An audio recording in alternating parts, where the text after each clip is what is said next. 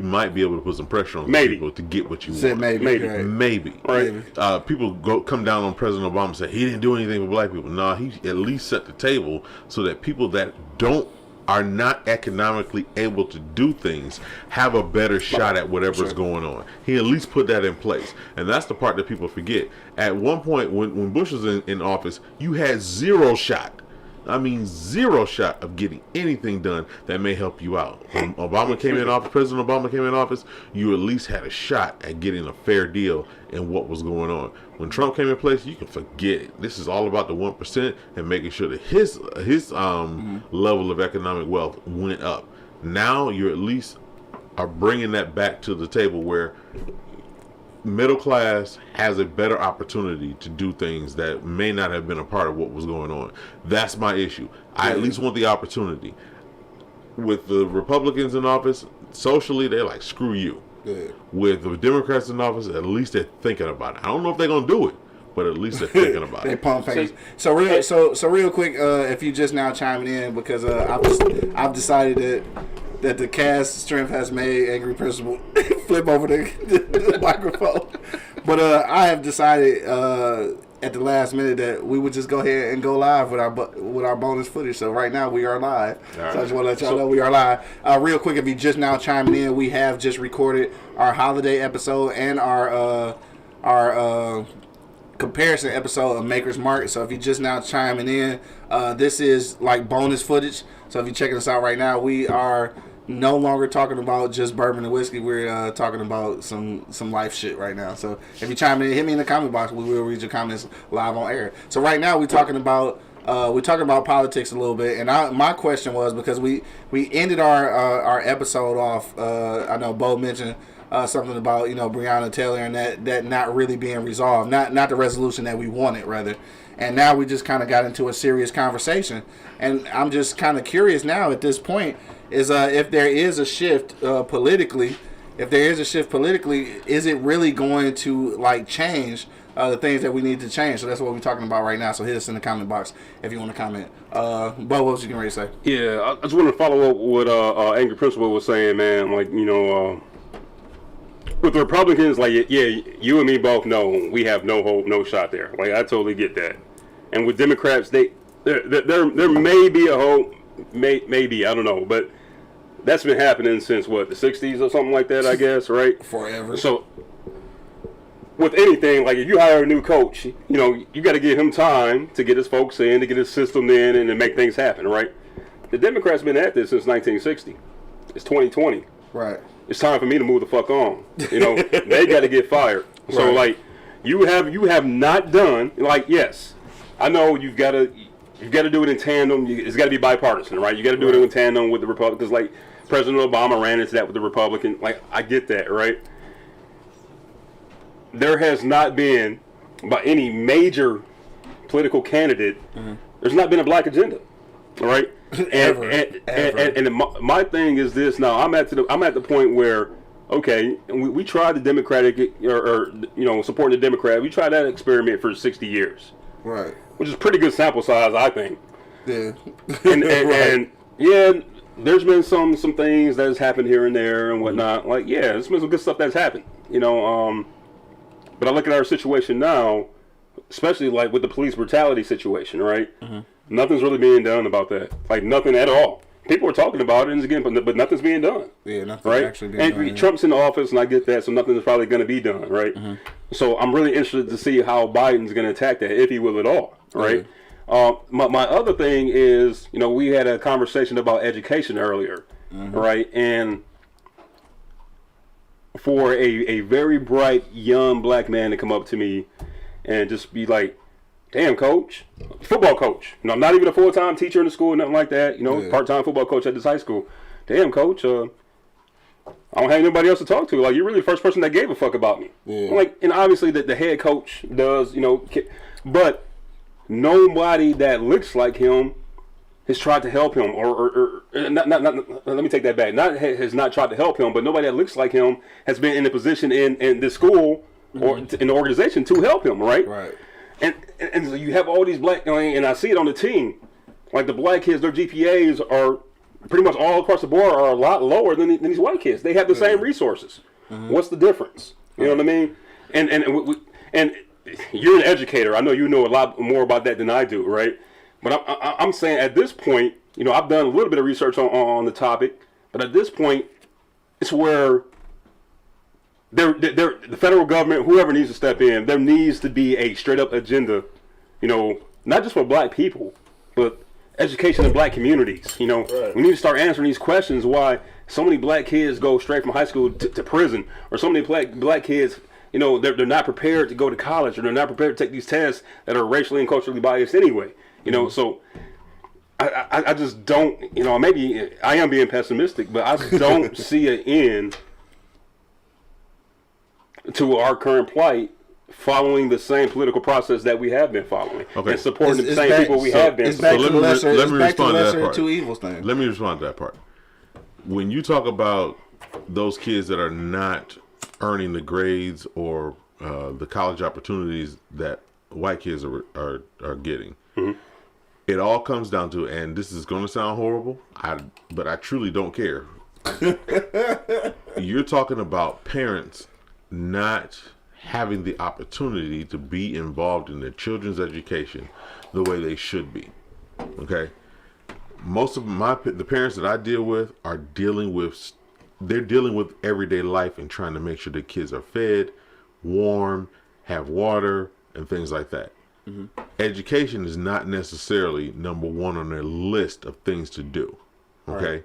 They expect the schools to take care of that part while they take care of everything else. This COVID has changed that. It has brought the focus on parents bigger than anybody has possibly imagined, because parents now have to actually be 100% engaged in their child's education, because they're dealing with their child right in front of them in class. Right. They're seeing stuff that they've never seen before. Yeah, they went through school, but they haven't seen their child go through school. Yeah. And that is different. That is where I get all these parents calling me saying, this is too much. Well, what do you think we go through every day? Right. Your child is tripping on you inside the house. How do you think they're acting with us? Right. How do you think they're acting with the educators that are actually putting in they've dedicated their lives, their careers to educating your child, to treating your child like a human being and giving them everything they need to succeed, and your child is tripping. Your child is going off, saying things that shouldn't be said, playing around and not getting the work done. They're getting to see some of the things that we see every day. One thing that I've been telling people that I work with is like, I don't ever want to hear a parent complain about their child, because now you're seeing what we have to deal with every single day. When you call me and say, hey, when are you all bringing the kids back to school? I can't deal with this anymore. This is your child. You laid down and had them. I didn't lay down and had that. If you can't handle it, how you think we handle it? How do you think we're dealing with this every single day? Yeah. And so that has brought a big piece, and that has brought a big complaint from parents to me, talking about what they're dealing with their child. I don't understand this math. Well, this is new. This is new for everybody. This is the way we're trying to teach your child how to learn. If you can't get it, ask questions. You need to be more involved in your child's education. But one day I finally got off where I was at home instead of being at work. I was able to sit in my child's room while they were in class and hear everything that was going on. And I was able to actually challenge the teacher because they said something that was not correct. You have to have the interest. You have to have the motivated interest in your child's education in order for things to change for us. Right now, people that happen to be the same color as me do not value education the way people of other colors do. Now, I hate that I have to say that, but that is the truth. Man. These parents are worried about how to keep the lights on more so than their child's education. They expect them to schools to take care of it. No, this is a joint venture. We have to do this together. And right now, that is the one thing that COVID has been great about, is brought parents black parents into the conversation of what's actually happening with children. And that's something that has not happened in the 50, 60 years that we've been dealing with since Brown versus Board of Education. Black parents are actually having to be involved. I'm actually having to call parents and say, hey, would you stop cursing in the background while your child is in class? Just talking about everybody can hear this. Right. Oh, I'm sorry.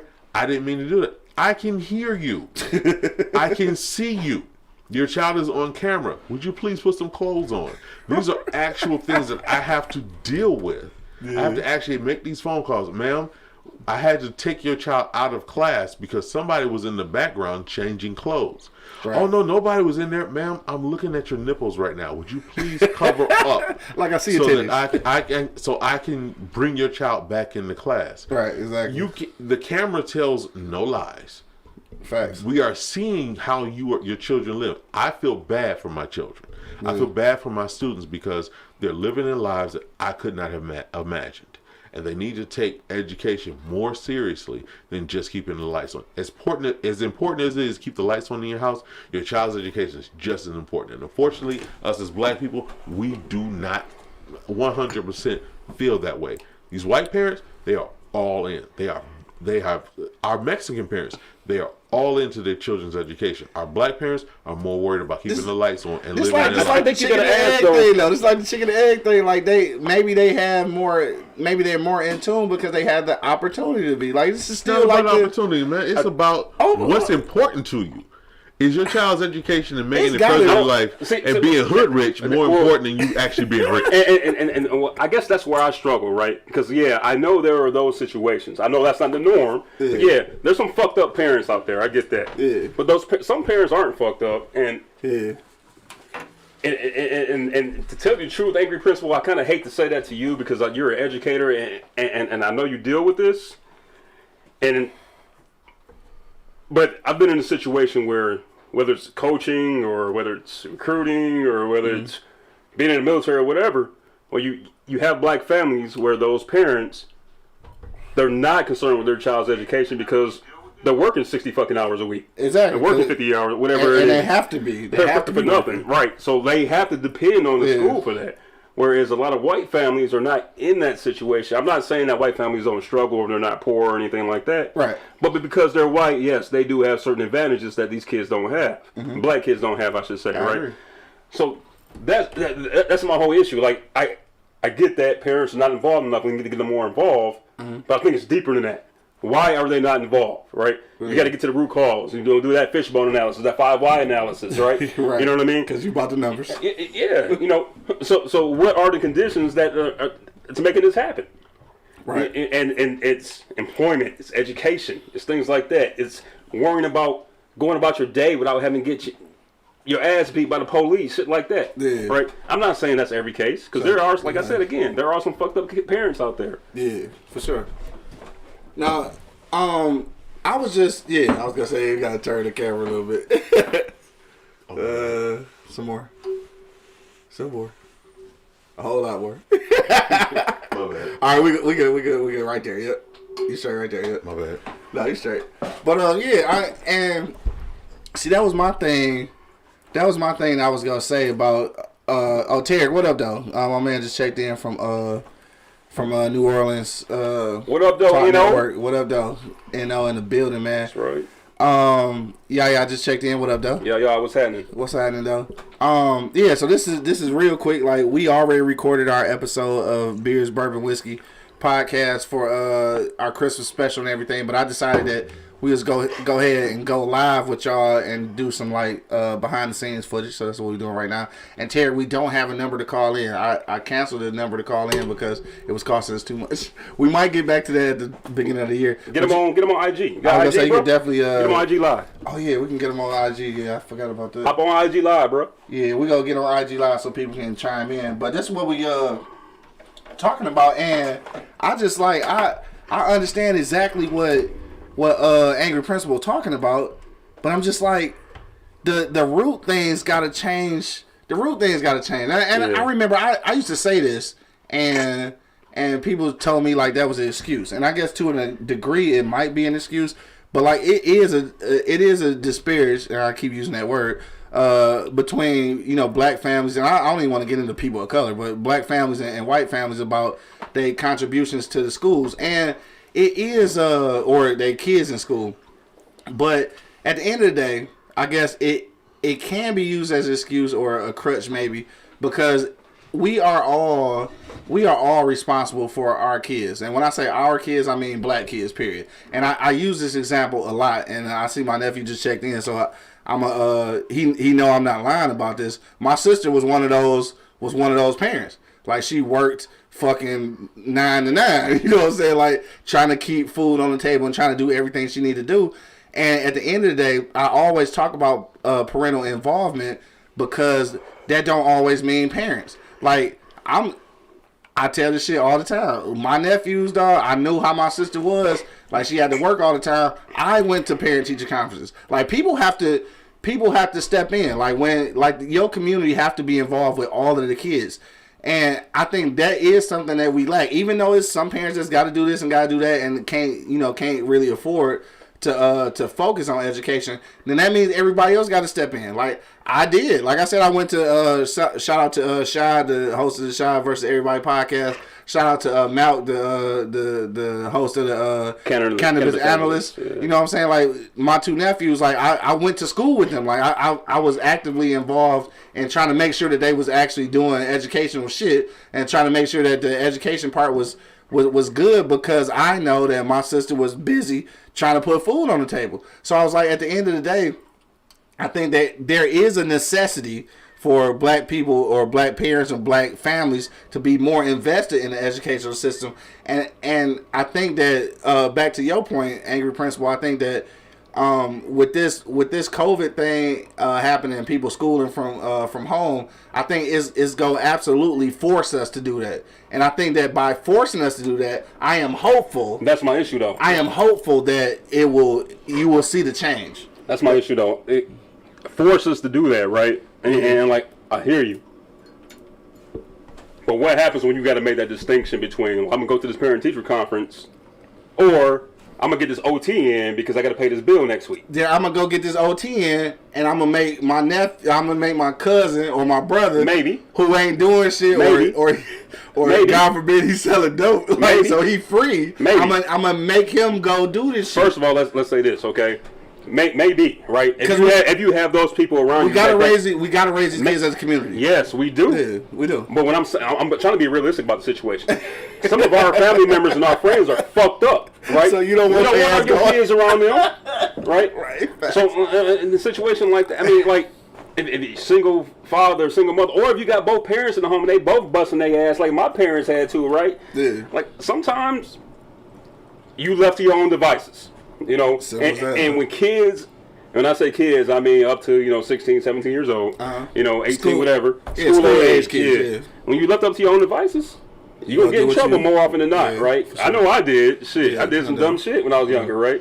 And that's not to say my parents weren't there. That's part of growing up. Yeah. But for those families who their parents really can't be there, like, and typically that's black folks, right? Yeah. And it may be some other people of color, as they say, even though I don't like that term and shit, right? I know you hate that term. And it may even be some poor white folks or whatever else it is. We talk about us because we concerned about us. Yeah, I just don't. We saying all the right things, not the wrong. We saying all the right things. Mm-hmm. I just don't know when we're getting the root cause. You know what I mean? And when we don't get the root cause, and yes, the parents have got to be held accountable to a point. But also, like, the situation they're in, right? Why do these parents got to work 60 hours a week? Why do you got to do this? Maybe they don't have enough education. And we got to start asking those questions and say, why is this situation the way it is? Why is it happening? Right? Mm-hmm. So many people leave that shit, you just got to pull yourself up by your bootstraps and make this shit happen. Fuck you. Right, because when your bootstraps made out of spaghetti, the situation is different. Right now, most school districts have all the resources that parents could need to make things okay for them so they can get by. Mm-hmm. Not be successful, not live beyond their means, but they can at least be enough to keep the lights on. But our parents, and black people in particular, are so prideful that they will not speak up and say, I need help. Now that's an issue that all black people need to worry about. If you need help, say something. If I have my staff calling your school, your home every week to see if everything's okay, speak up and say you don't have any food. And you know what? Speak up and say you don't have any lights. That is key right there. Tell me somebody died because of COVID. Speak up and say something because I have the resources to help you out. Yeah. They won't speak up.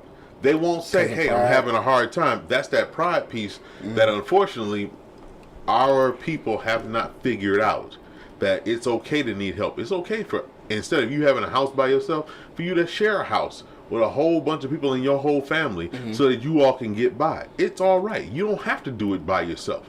Unfortunately, we have been programmed that you got to do everything by yourself, your own home, your own issues, your own solutions to these problems. That's all cultural. All this help is out there. Speak up. I'm calling you every week. I might disagree a little bit. I'm calling you every single week to say, is everything okay? How are the kids? Are you all right? And you're not telling me that you have a problem that your lights are not on. You know what? I have the state system that can go in and get your lights back on because you can't handle it. All you gotta do is speak up and say something. The pride that we have as black people sometimes gets in the way of helping our kids get the education that they need. You don't have internet in your house? Say something. I got hotspots sitting at my school. I can give them to you. All you gotta do is speak up. We won't speak up. Unfortunately, I don't understand what that mindset is. I don't understand it. I don't get it. And that's me as an independent, somebody who has Democratic and Republican issues rattling in my head. Facts. I don't get why you aren't speaking up, and I'm asking you the question if you need help, because all I want to do is make sure that the kid is successful. I understand the parents got their issues to go through. I get that. Everybody's got issues to go through. But speak up and say something, because I'm worried about your child. You know, that's all you got to do. So that is a great point, right? You know, black people do need, like, I will admit that. We need to step up more and admit when we need help, right? At the same time, I'm not saying that I would do the same thing, but I understand when they don't, right? Because some black folks have asked for help, you know, not necessarily from the school or from the principal, whoever. And just didn't get it. They just didn't get it, you know what I mean? Yeah. So then trust issues come around, right? As far as local government, whatever, school, whatever. I get that. And I think this is probably the honestly, I think you're an outlier. You know, you're an educator that really cares about his kids. You know what I mean? I'm not going to say this is. That don't happen all the time. I'm not going to say this is the norm. Yeah. But my experiences, right, from coaching college football to high school football and to being in some of these homes and things like that, and going to visiting some of these high schools and pulling kids out to talk to them about going to college and stuff. You know, a lot of times these educators don't care. You know, I mean, like, I visited a lot of high schools, you know, to talk to a lot of kids about, you know, playing ball at the next level, going to college, doing this, doing that, whatever. And I understand that some teachers, like, they're going to be protective of their kids. They're that barrier, right? Like, I get that. But once I told you what I'm here to do, and I showed you my credentials and this and that, and you verify who I am and what I'm here for and all that good stuff, like, I'm trying to help this kid too, right?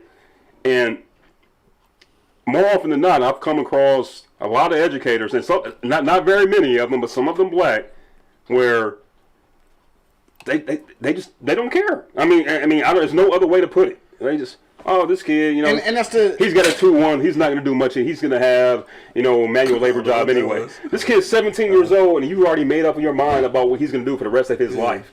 Why do you think he's in that situation now? Right? He has no options at all. You know, so that's my whole thing about, like, the educational system. It's fucked up to a point where, you know, and I sent you my paper on this, right? So, like, I read one of them. You ain't read the other one. It's two of them. I'm gonna read. And the one you didn't read is the one that has all the stats in it, right? So, like, you look at, you know, a grade school age kids, you know, white kids, black kids, Mexican kids, Arabic kids, Asian kids.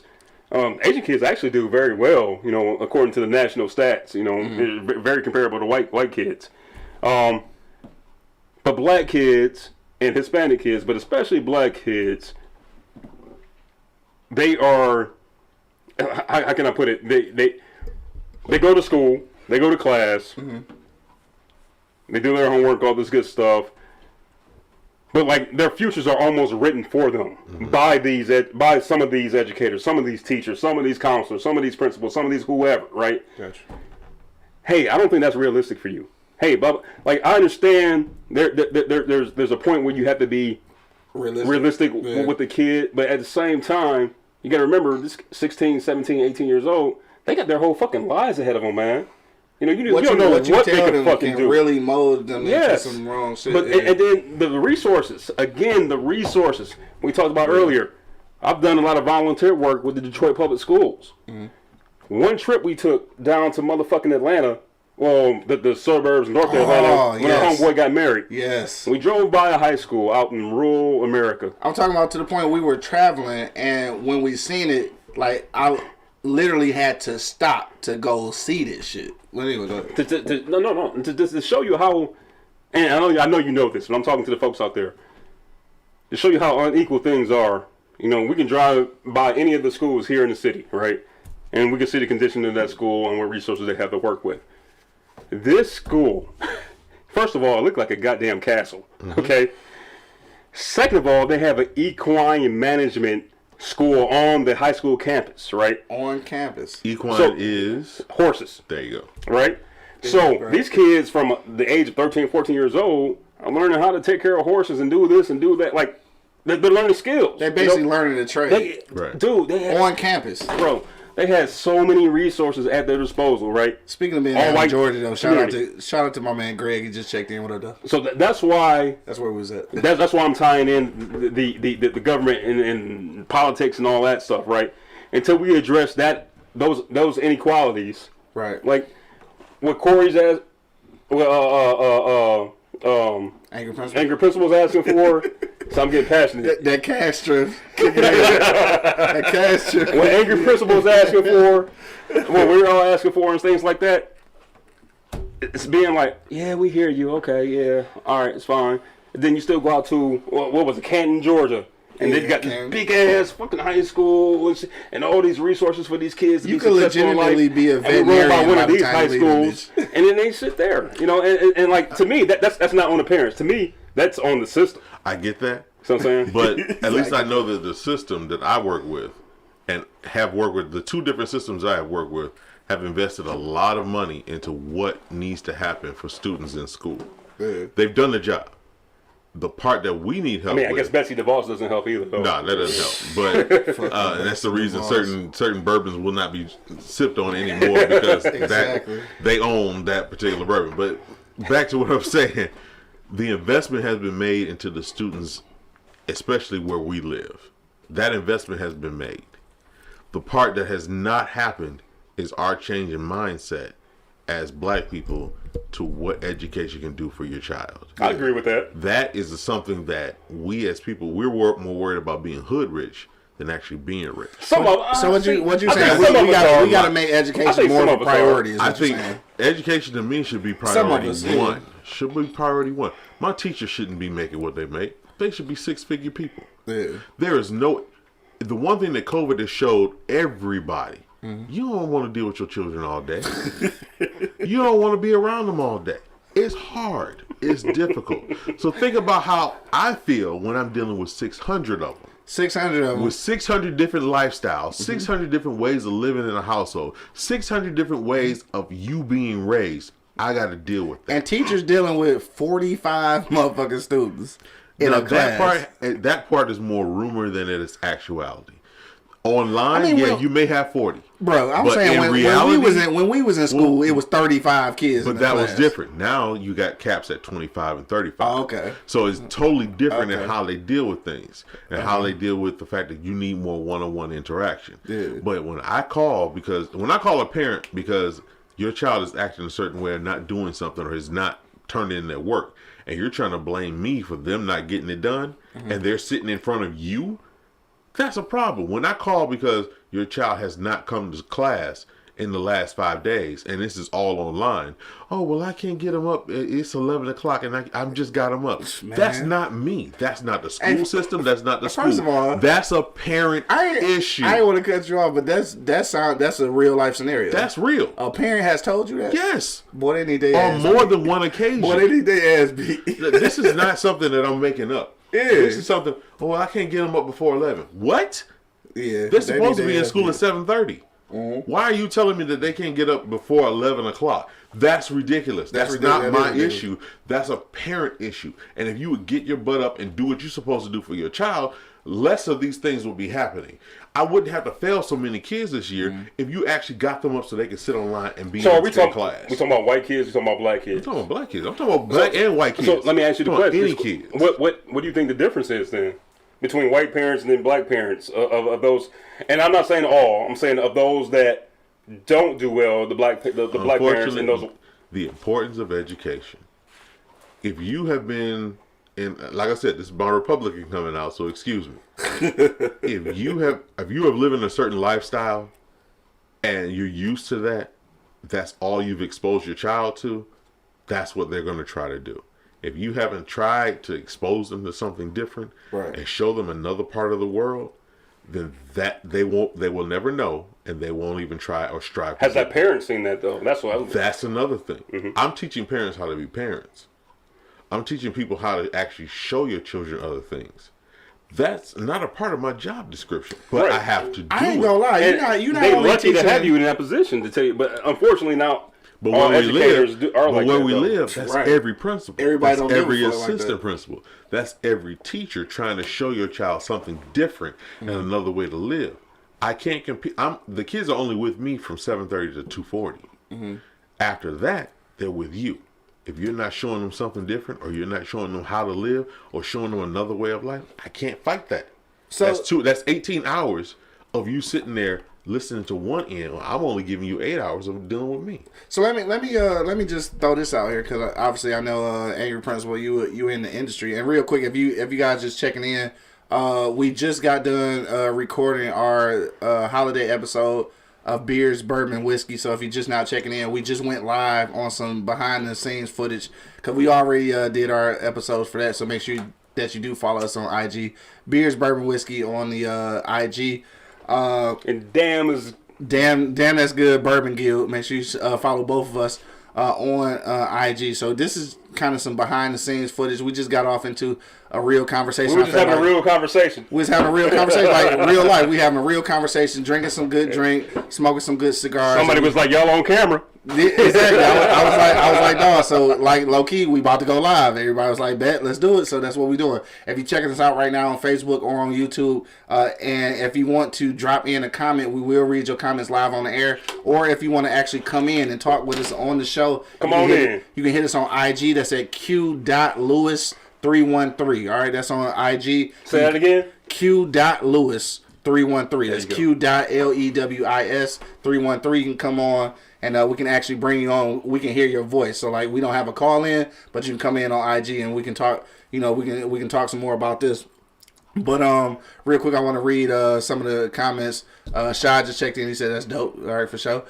Greg just checked in. What up? That's my guy down from Georgia. That's a big win, homeboy. Greg, what up, baby? Dog with them good ass grilling skills. He got the grill skills. Hey, what do you make? Some kind of barbecue honey wings? Barbecue everything. Some shit. Barbecue everything. Shout out to my man G. That shit was good, bro. Shout out to hold on. First of all, this is way off the subject. We gonna get back to what we was talking about. But shout out to my man G, who had the motherfucking the G napkins in his bathroom. Dog. Ooh, that shit, you talking about being snobbish, boy? Hey, when I went in there to go take a piss, I'm like, bet I washed my hands. I grabbed the napkins. I wanted to come out that bitch. They got G's on them, bro. Too fancy for me. No, fancy. Shout out to my man G though.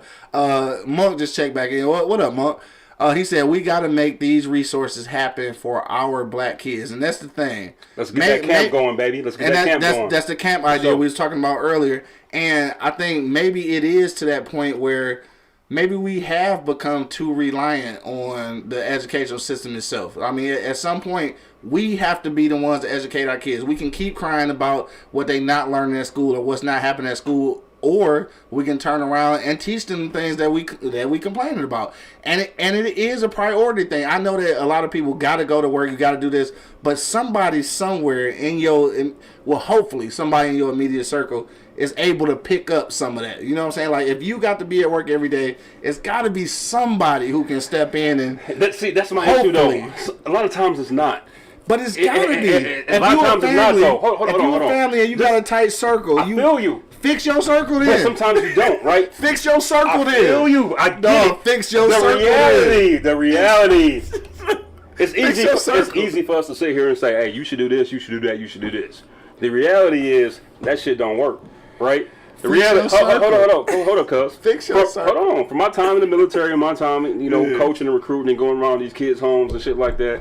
Yeah. Like some of these parents are for real on their own. Like for real. Some of them. I'm not saying it's all of them, and I'm not trying to. But I want to be fair, and I want to look at the reality of the situation. Yeah. A lot of them got too much going on, and it's just them. It's just and it's just them. Yeah. Some parents lazy as fuck. I get it, but and this is just me. This is my opinion. I don't have anything to back this up, right? I feel. I don't think that's the norm, though, man. Because I think most parents give a fuck about their kids, right? Even though they may or may not be as involved as we like. Mm-hmm. I think the greater system or whatever is kind of determines that, right? Mm-hmm. So we talk about, hey, we got to go do this, we got to go do that. I don't know. I got to see what my schedule is. I got to see what time I got to go to work. Mm-hmm. Like that's immediately the first thing that comes to our. Do I got to go to work? I got to go to work. You know what I mean? That's always what we think. I got to go to work. I got to go make this money. I got to pay these bills. Word. Right. I got to take care of my kids. Take care of my kids is like me putting clothes on their back, putting food in their mouth, keeping a roof over their head. Yeah. The necessities, the basics. The basics. Yeah. Some parents, like my parents, I was lucky enough to have two parents that like education was fucking stressed because it was stressed to them, and some parents.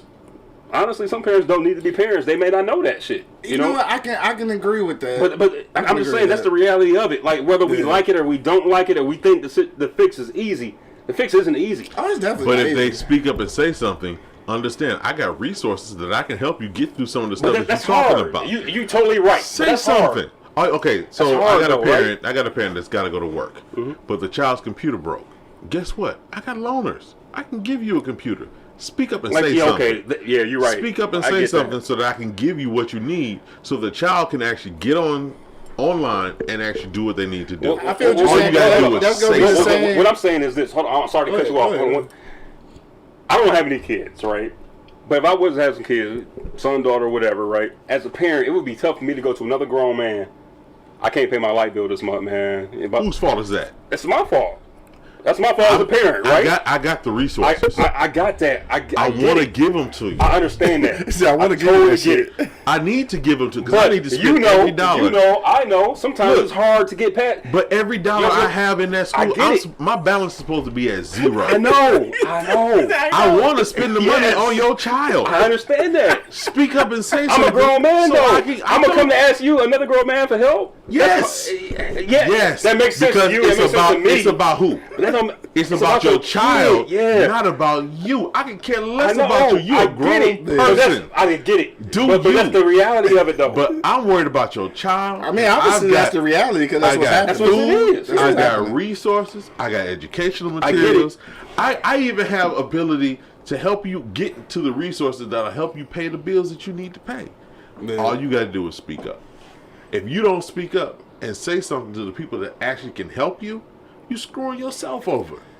And that's what hurts because the child gets hurt. Yes. I go to the gas station, which I rarely do. I hate to say in the city, but I actually go to the gas station in the city because I had no choice. One of my students is actually sitting there saying, "Hey, Mr. Pitts, can I pump your gas?" Yeah. No, you shouldn't be here in front of me asking this. Right. That should not be your responsibility as a 5th grade student. Damn right. It shouldn't be to ask to pay to pump my gas. Yeah, you know me, but that shouldn't be your responsibility. So now that I know you in that situation, guess what I can do? I can put all the resources in front of your parent to help you out. Yeah. But all they had to do was open their mouth and say something to them. Yeah. And once I did that, the child is okay. Yeah. But all you got to do is speak up. Every single school in this entire country. Here's the other thing, though. Hold on. I got to say that. Every single school in this entire country has the resources necessary to help every single child. Mm-hmm. All the parents have to do is speak up. That's all they have to do. Pride should not hinder your child from getting the stuff that you need. But it does. You coming to me, I'm going to help you. I'm going to give you everything and I'm going to say this, too. But you got to do your part. If I give you this help, you also have to do your part to ensure that help is given. Most definitely. And if I ever have a kid, our parents don't do that. They don't. Business is business. Send them to your school. If I have a kid, he goes to your school district. Most definitely, right? And I say that because I know not all educators give a fuck like you do. You know what I mean? And in your district, that might that's probably it. That is it. Because that's what you said it is. Hey, real quick though, this Maker's Mark Private Select though, which is what we were reviewing on our Beers Bourbon Whiskey podcast is the shit. We got more serious things going on. We got more serious shit going on right now though. If you just now checking in real quick though, we just recorded our Beers Bourbon Whiskey podcast for the holiday special, but we got into a deep ass conversation. I decided it was real enough to go live with it. So if you're checking us out right now, man, you can comment on what we're talking about. If you want to actually comment, you can comment and we will read it live on air. Or if you want to jump on IG, man, you can jump on Q.Lewis313. You can jump on IG right now. We can actually bring you into the studio so people can hear your voice. I got my man Terry from the live line on right now, and my phone dying though. Plug that boy in. We about to win that motherfucker plug. Got it. Let me get that plug and my shit about to die real quick. Sean said you guys are talking the truth right now, and the parents better wake them damn kids up. Sean, you damn right, bro. I'm plugging to the computer. I'm just saying, like, if that parent gotta make a decision between making sure his kid's homework done or paying the rent, it's tough. Yeah, I can't. He needs to make sure, or her. He or she needs to make sure both of them motherfuckers is done. We can take care of both of those things at the same time. Right. That's the problem that people don't understand. I can take care of both things. You can handle your business at home, and I can take care of your child. Shit. All you got to do is say that you need the help. Yeah. That's what I'm saying. My kid going to your district. Simple as that. All right, we're about to bring my man on and shit now. As soon as I figure out how to set this phone back up. You coming on soon, bro. He's struggling over here. I'm struggling like a Hey, I'm trying to y'all might not want to drink this. Hey, this shit fire though. Fuck what you talking about. My man Brad just checked in. What up, though? Brad, what's happening, baby? He said, no, he didn't say nothing. Oh, he said he totally agree. So he said he totally agree. Monk checked back in. He said some people had too much pride to lean on the next man. That's why love is needed in our race. Shit. All right, so that kind of get back to what we was talking about yesterday. But definitely, I think that pride is a whole situation. Like, dog, you got to let that shit go for real. And I'm still struggling because that shit won't sit up. I'm trying, dog. All right, here we go. We about to bring my man home for the live line. I was struggling like hell. Did you see that, dog? We talking some real shit right now, though. So I thank y'all for hanging out with us on this Saturday. He's trying to find you right now. I'm trying to find you. I saw the request. There you go. All right, bet. There we go. All right, we about to bring you on, dog. It says waiting to connect, so we should be on in a second. Yo, I was struggling, my nigga. Who this, Brad?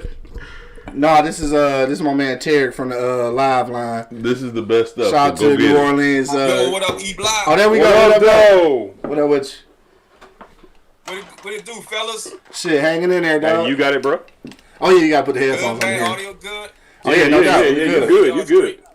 Yeah, we man, good. Thanks for letting me tap into the conversation, big homie. Interested in listening to that podcast. Sound like y'all had a real good podcast. Thank y'all for going live, man. No, for sure. I want to talk about this conversation with y'all real quick because y'all dropping jewels. You heard me? No doubt. I know I see Big Man on Facebook. You heard me with the chain and the cigar. Shout out to you, big dog. I agree with you. Man, look, I'm down here in New Orleans, man. We partners with live broadcasting and streaming, and so we kind of partners in this thing we do in media and stuff like that. So I'm down here in New Orleans and I'm listening, and I want to step in because we have the same situations going on down here. I think a lot of America, black communities have the same problem. Mm-hmm. You know, the economic disadvantage students in America, especially black kids, we just have low turnout when it comes down to parent support. And the brother who was speaking, I can't really see him. He was making a valid point. Yeah. I mean, I think he was speaking some real facts. Being in the education system, if you listen at both sides, a lot of teachers are saying parents got to get more involved, and I think that's absolutely true. And that's one of the. I think that's the number one problem. Is the parents and the lack of involvement with the kids in the education and with the school, especially volunteering their time in the school. Yeah.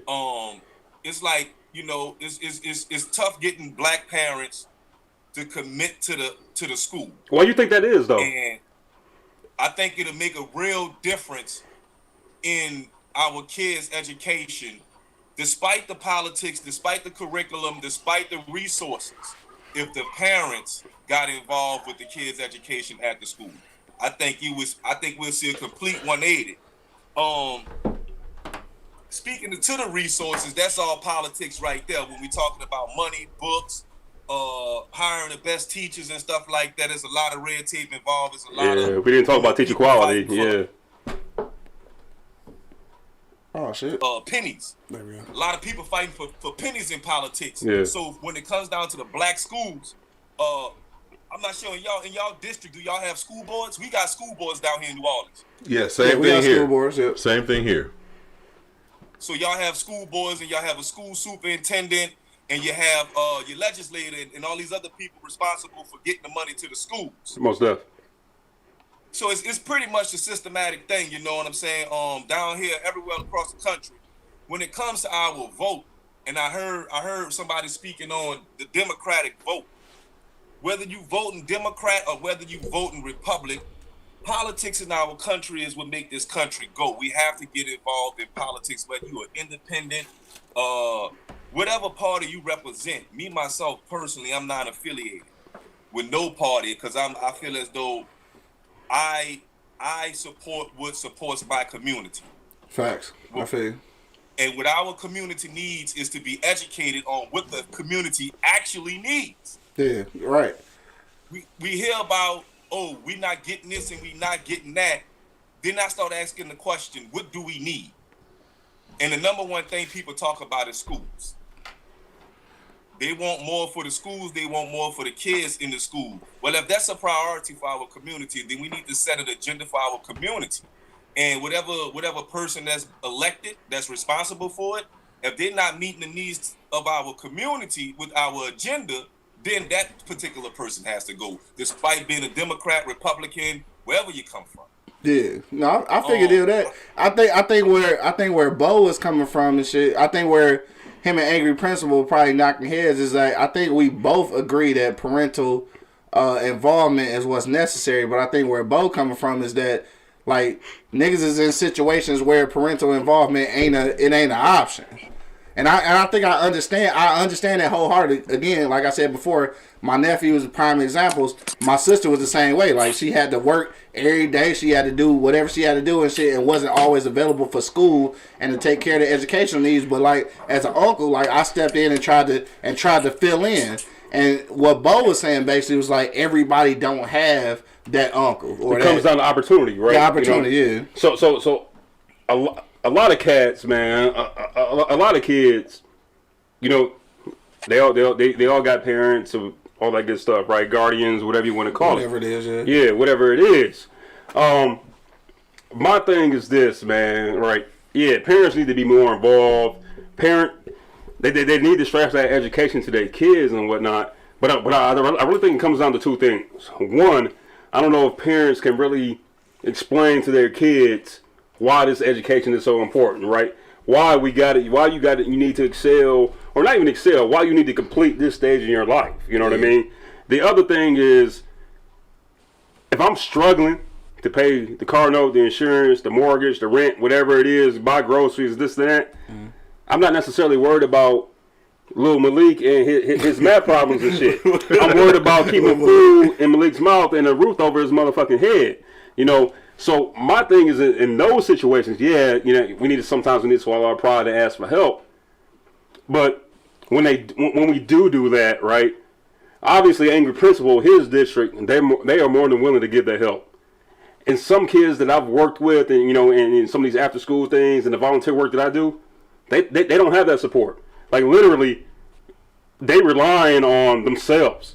You know, a 12-year-old kid is relying on himself to try to get himself to school, to feed himself, to clothe himself, things like that, because his parent either is non-existent or working all the damn time. So that's my whole thing. I think we need to solve that issue with the parents first, right? Like, why are these parents not involved in their kids' education, and school life, and all that good stuff? Yeah. I think when we solve that, or not even solve it, when we address that problem or put some attention to that problem and put some resources behind it, right? Then we may see some changes in their performance and just like whether graduation rates or whatever you want to look, whatever statistic you want to look at, we might see some improvement there. But until that issue is addressed, we're going to still have this conversation day in, day out. At least that's my opinion about it. Right, but see, we're seeing that change happen now. Yeah. It's happening, but it's not happening 100%. It's 50%. So when I'm giving out learning materials to parents for a quarter or whatever, so you can follow along in your class, and only 50% of my parents are showing up to pick up the stuff, that's an issue. Yeah, why are you not coming to take care of your child's business? Exactly. We got to figure that out. I got a problem with that. Right. I get angry about it, and it's come through on some of the messages I've sent out to parents. Like, hey, get up here. Hence the term angry principal. Get up here and take care of your child. Right. And that's the issue. So, but that's what I'm saying. Some of them see taking care of their child as he's fed, he's clothed, he's got a roof over his head. What the fuck are you talking about taking care of my child? I am taking care of him. Right, but I got food for your child. I got learning materials for your child, and I got resources for your child if you need them. Take advantage of it. Yes. What did you get ready to say, Ted? I'm just saying all districts not like that. I know. That's all I'm saying. I get two fellas on the panel. Yeah. I want to ask you guys: are you guys in education? It sound like y'all involved in education. I am. Angry principal is administrator and not DPS, a district. In a district. Yeah. I want to ask y'all a question real quick, and then I'm gonna ask y'all a follow-up question. And it's just a simple question. Like the first question is, what part of education are y'all involved in? Is it early? Is it like high school or middle school? I got elementary and middle. Elementary and middle? Yeah. Because my thing is this: if I want to ask you guys are teaching in the black schools, or you guys is it like mixed? Definitely black. Because I'm trying to figure out what the parent interaction is like. It's not where I want it to be, but that's a struggle for everybody that's dealing in education, is to get parents involved. That just happens. It's a struggle for every school to get parents involved, whether it's a white school, black school, Mexican school, or whatever, is getting the parents involved. Now you have more in some of your other districts where it's different races, but unfortunately our black schools, our parents aren't worried about what they got to do in their every day more so than what's going on with their child's education. They expect their child's education to be taken care of by the school. Right. And we got to change that. That's the part that I'm tripping on, because I'm like, education should be number one, not number two and number three, number one. Yeah. It's just hard to say that, I guess, when you got to eat, you know. Go ahead. It just seems sometimes that the black community, the narrative in the black community is way different than the narrative, not just in the black community, but more in communities with resources.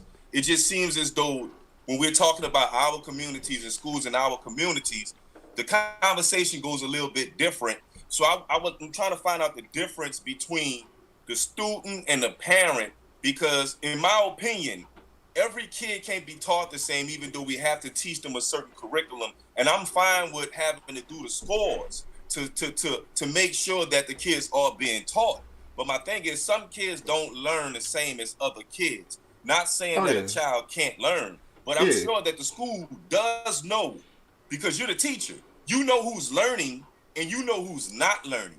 And I'm trying to figure out how can we get to the part of fixing that? Because I don't think a lot of parents neglect their education in the black community for their children. Like you guys are saying, they just don't have the time to invest in it. And that's the thing. Like I think that in a lot of, my question would be, how can we change? Because some kids they get it. You don't have to teach every child, and some child you have to teach. Some children you have to teach. So how can we identify those kids and make sure that there's something there for them, especially black kids? Well, here's the thing: every child is identified. We know who's having problems. We know who has an issue, and we're given the resources. The problem is we don't necessarily have the support that's necessary to give you what you need, because you won't open your mouth. Yeah. Speak up and say something. I can help your child. If I know that you're having a problem at home, I can help you because I have enough resources. Every school, and I mean every school district in this country, has the resources necessary to help your child. All we need to know is what we need to do. Yeah. If you have an issue with your child, speak up and say something. That's all I ask. If you know that something's going on that's not helping your child, speak up and say something. If you know your child's having an issue and it's not being addressed, Speak up and say something. Unfortunately, the pride that goes through our community is they won't speak up and say something. And when they do, all they want to do is complain and not necessarily do all the work that's necessary. I feel you on that, big brother. Facts. Because I want to help your child. I want to give them everything they need to be successful.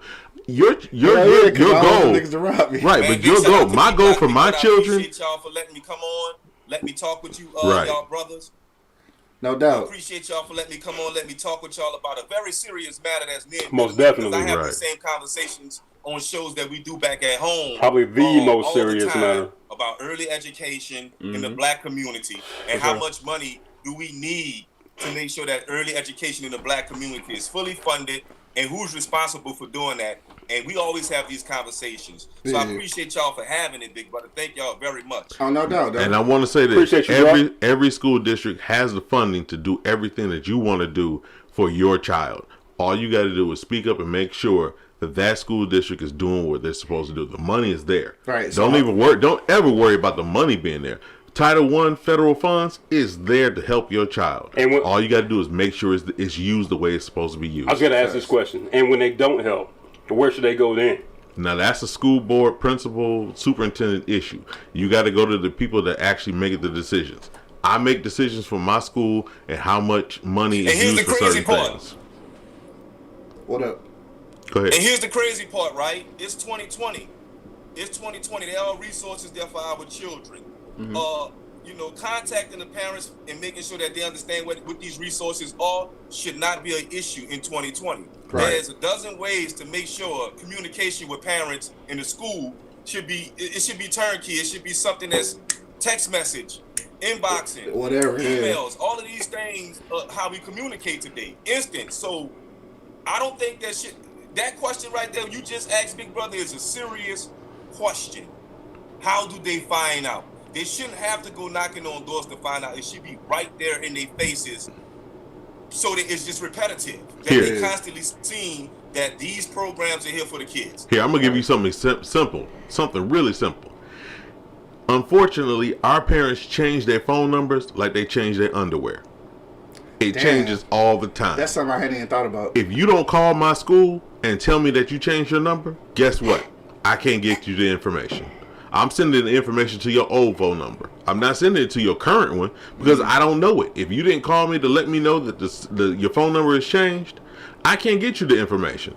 So you're stuck. You don't have anything. It's like you don't have the information. It's like those small details where we kind of miss them. All you got to do is call me and say, hey, my number's changed. Can you change it in the system? Sure. Because then, once I change it in the system, I'm going to give you every robocall, every single message that goes out. You're going to get all of it. Yeah. But you got to call me and tell me you changed your phone number. Facts. I didn't know you changed your phone number. How the hell am I supposed to know? Yeah. For sure. Dog, this is a dog-ass conversation. Big brother. Thank y'all, man. It's been fun. Man, I can't wait to jump back in the next conversation with y'all. No doubt. Man, y'all brothers stay blessed. Happy holidays to y'all. Same to you, dog. You're absolutely right. For Parents sure. got to get involved. They got to make sure that the school has all the information on the parent. For sure. Hey, shout out to the NO, man. Shout out to New Orleans Talk Network, dog. That's my guy right here, man. We go do some major things in 2021 for sure. All right, dog. Dog, that's some good ass motherfucking. This is a good ass conversation. Real quick, I want to say, oh shit, my sister just checked in. She said the struggle is real. Let me see where we at now. Steph Brown just checked in. What up, though? Life Unplugged said it's a generational cycle that keeps being repeated. If education wasn't important to you, to your grandparents, it likely won't be important to your parents, and it get passed on to the children. That's definitely for sure. Let me see. Miss Talks podcast checked in and said everything falls back to the parents. It do like this. Not everything. So let me just say this. A lot of it, but not everything. Not everything, not but it's everything. a lot. It's a lot of it, yes. A lot especially of it. now during COVID, it's a whole lot. And I just want to say this for the people that's listening, the people who got kids in school and everything. And I've always said this again. Like I mention this all the time. This nigga more retarded though. He talking about tell Master P thanks for his comment. Dog, everybody from New Orleans do sound the same and shit. That's my guy though. So look, this the thing. It do fall back to the parents and shit as far as like you said, getting the importance of education, like explaining the importance of education. I get that, but it is an overall thing though. That's like a problem, and the issue is not just it's not definitely the funding of education and shit. Some of it is. Some of it is funding. We got all the funding you need, man. See, so hold on. All the funding you need. This is where we. Some of it is funding. This is where we bump heads, right? and I just say that because he said the funding is there. I'm not saying it's not for his district, but I know it for a fact that in all districts the funding is not there. Because you in a different district. It's different. It's different, but how you use the funding is more important than anything. That might, it might come down to that, right? You know what I mean? But like suburban districts will have more funding, whereas I have less. But how do I use that funding to support the kids? Yeah. That's the big issue. Because I'm going to read you something real quick, right? Okay. Just a couple facts here real quick, right? Okay. So local school districts rely heavily on the revenue that comes from local property taxes, creating funding disparities between rich and poor districts, right? We know that shit, right? Mm-hmm. That's proven from a study in 2007 by McCardle and some other folks, right? So these primary sources of inequality continue to limit generations. By the time black children enter 4th grade in America, 58% are considered functionally illiterate. 58%, right?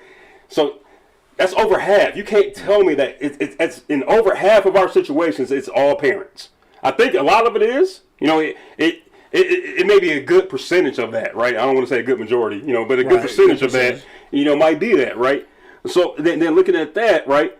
So traditional public school systems' repeated failures have inspired thousands of parents, obviously, to flee the system to go to charter schools, private schools, all that type of shit, right? Mm-hmm. So, and even when that, by entering their children in the charter school lottery system, that only provides a few students with better education, right? Because it hasn't really been proven, and you may be able to talk more on this than I can, about the effectiveness of charter schools and what they have on your children. Right, yeah. So that's an ongoing argument. Yeah, so when parents see their children failing in public schools and they pull them out and then put them in these charter schools. So, it may not be the teachers or the administrators or the funding or what. What I'm saying is, if you look at the thing holistically, you know what I mean, and you look at it from not just from a microscope, but you look at people in Michigan, in Florida, in California, and wherever, right, and you see their situation. I think then that's when we need to, okay, this is what's happening. This is a national trend. This is what we need to go address, right? Mm-hmm. 58% of our kids by 4th grade are functionally illiterate. Yeah. That's not because they're stupid. But it's not because the teachers suck. But that's a change in mindset of the people that happen to be the same color as us. Of it. That has to happen. Until that happens, you're saying some of it, but until that happens, we won't see the kind of change and the kind of increases in, because our kids are smart. Our kids can do anything and everything that everybody else can do. Hell yeah. They have zero, and I mean zero limitations in front of them to achieve everything they need to achieve. But unfortunately, we as parents have put too many things in front of them that cause obstacles for them to achieve. I hate to say that, but unfortunately, we have screwed up the opportunities that our kids have. I want my children to live better than me. Most definitely. Okay? That should be the goal of every parent. Unfortunately, that's not. Yeah. Mm-hmm. Yeah, I agree and you with get that. Mad at me when I try to make sure your child achieves better than you. Don't argue with me because I'm trying to give your child better. Don't argue with me because I'm trying to expose your child to something more than what you've exposed them to. Understand that this is a partnership and I'm trying to give your child every opportunity. And unfortunately, we don't do that as a people. Yeah. Not just as a group of poor people, as a people of brown color, we don't do enough to make sure our children are moving on to the next level. Mm-hmm. And I hate to say that. I hate that that's happening. It breaks my heart because, like, give you an example. Now, I hate to cut you off. No, I was just going to ask you a question. When I'm giving you a computer, I'm giving you a computer absolutely for free. Mm-hmm. I don't get all of my 600 kids to come into the parents to come into the building and pick up that computer. That's a problem. That's an issue. That's serious. Giving the resource. I'm giving you. If I got to work though, what am I going to do? I'm a single parent. I got to work. Send your grandparent. I'll deal with your grandparents. Call me and tell me. People don't always have somebody. No, but call me and tell me, hey. Okay, I can get with that. I can't get up there because I got to work. Oh, you do? All right, I'm going to set yours aside. And I can get with that, right? Say something. We too prideful. We are way too prideful and we wind up screwing our children in the process of trying to give them every opportunity to succeed. I think it's yesterday too, I ain't even trying to be funny, but You will set the shit aside for somebody to come pick it up if they work in these certain hours. Hell, I'll even send a staff member out to give it to you at your house. But if and I swear I'm not trying to be funny, but this is real shit. Cause it show like the intent of a lot of parents. But if your kid ain't fucking playing on Friday, your ass will be at school talking to the coach, trying to figure out why he not playing. But you won't pick up a fucking notebook, like a laptop. So you got to be careful with that too, though, because white people, white coaches and teachers love to use that excuse, right? It happens. I know it happens. I know it happens. But it happens with everybody, not just black people. Yeah, but we ain't worried about everybody, right? We talking about us. We're talking about us, but you can't use that when it affects everybody.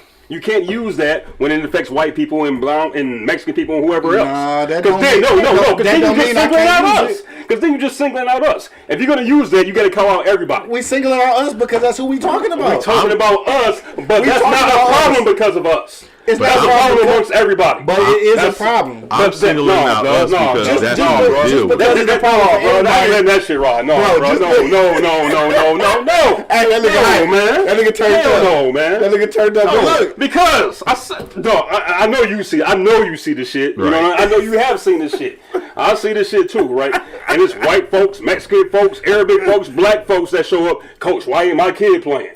Right, yeah. and their kid got an F in fucking math and shit, but they worry about it. That's not just black people. I know. That's true. All right, that's not just black people. I'm not saying no, I know you didn't say that, but you said it in regards to black people, which makes it seem because that's what we're talking about. No, perception is reality. So when you say shit like that, you got to cover all bases, bro. But my nigga, you can't disregard it because I'm not saying disregard it. I'm saying you got to cover all bases though.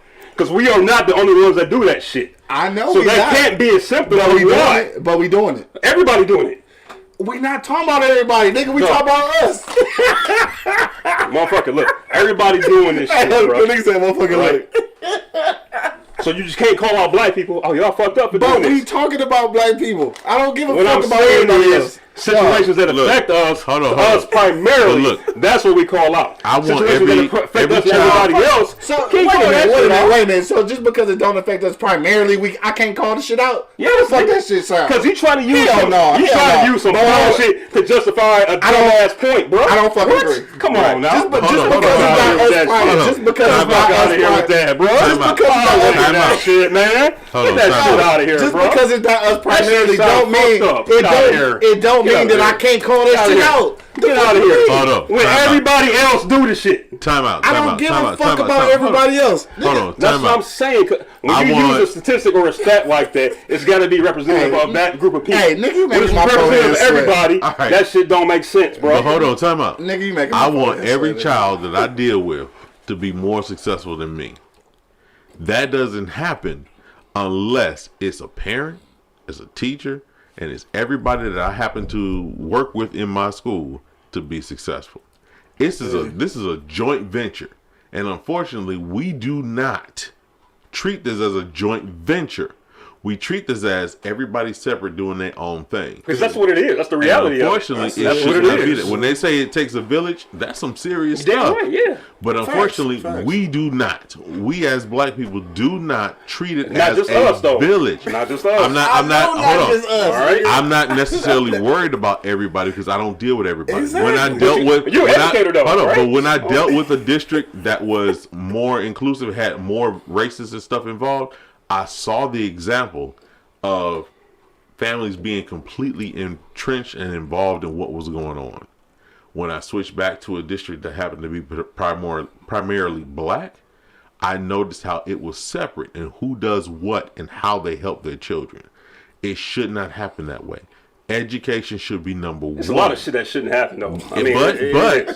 But what I deal with in my everyday, and you laugh, but that's cool, right? Bro. But what I deal with in my everyday is that everybody should be completely entrenched in what's happening with that child.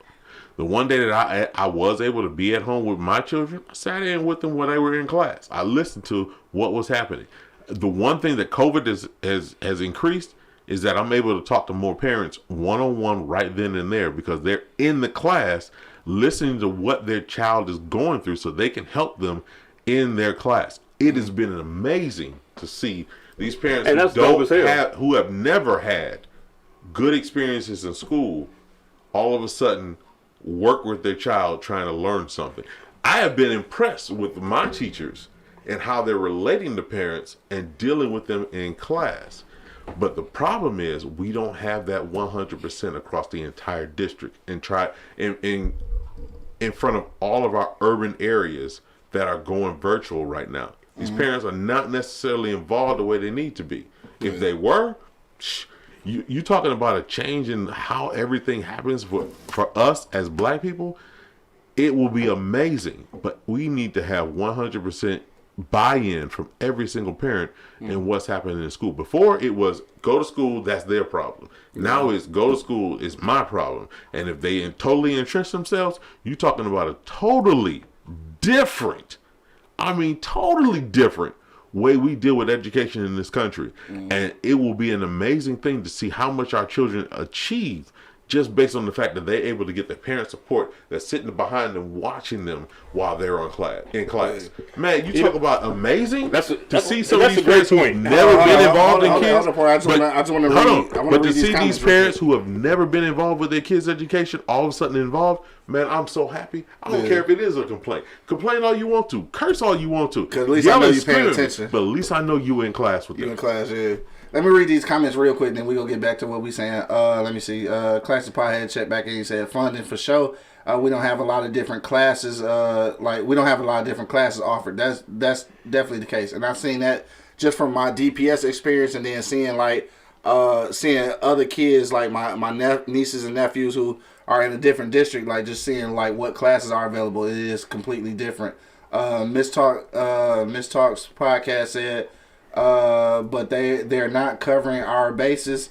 Hold on, she said she out. Hold on, I guess I missed a whole bunch of her comments. I'm sorry.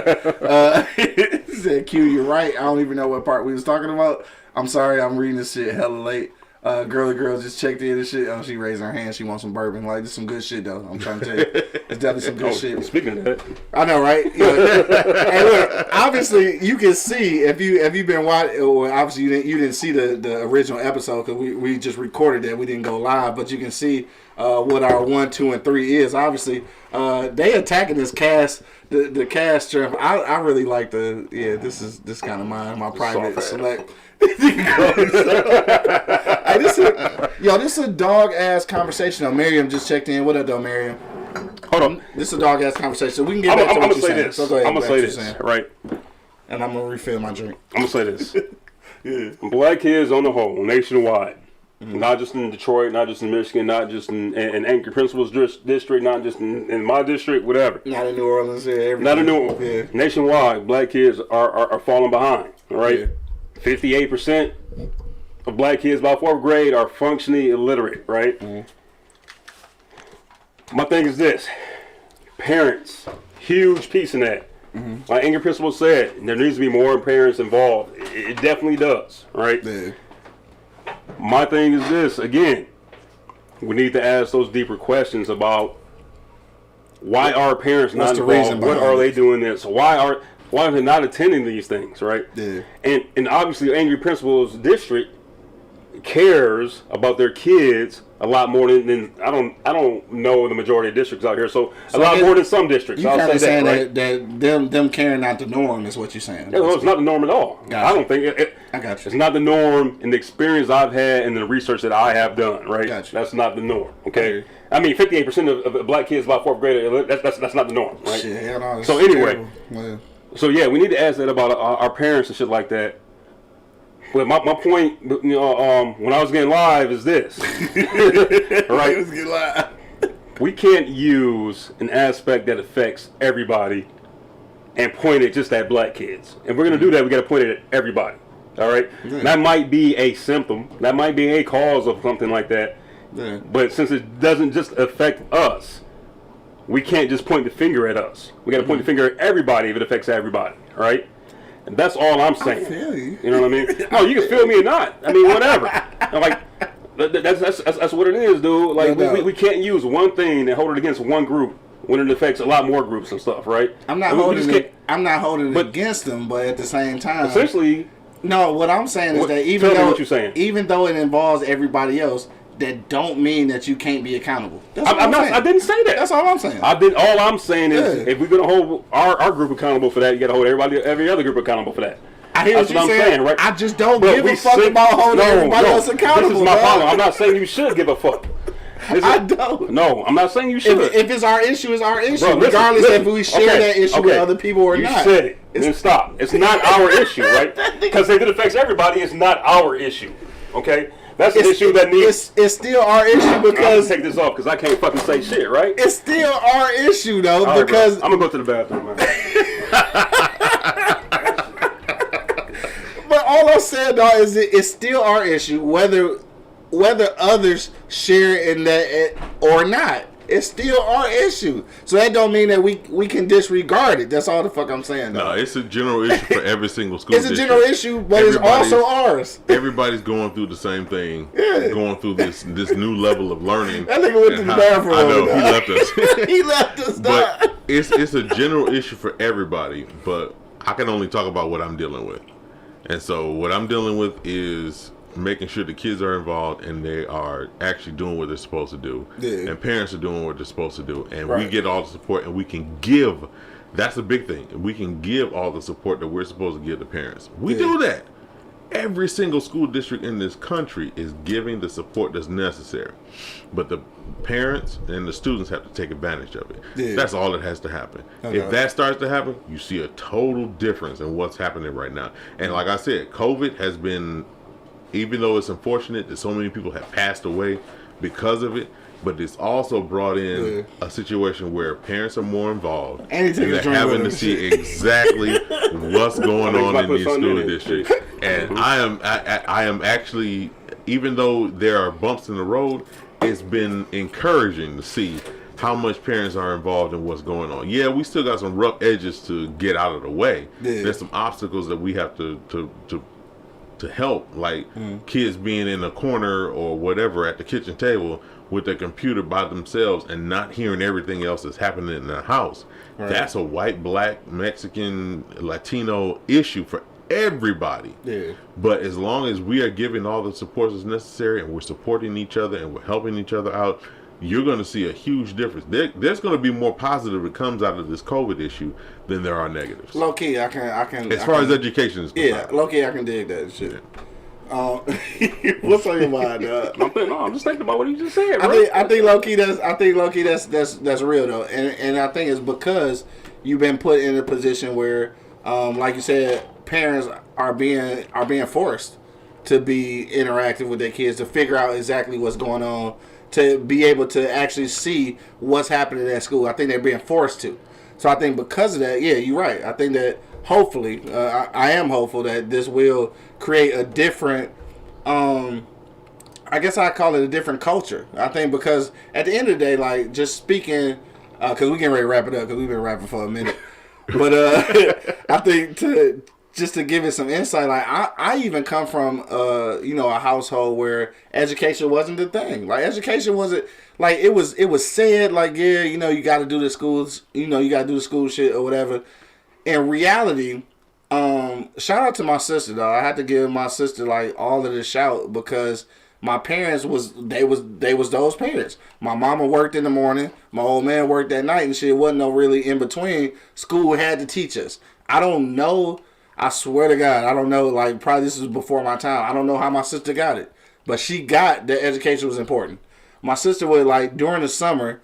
I hated her for so long for this, but I gotta say it. For as many summers, I would spend hours upstairs in our attic and shit, learning how to read and write shit because she forced me to. Like she was my teacher in the summer. Like I literally went to summer school every year because of my sister. Like so, I hated that shit. But then like once I got to school and shit, I actually became an author. Like I actually learned how to write.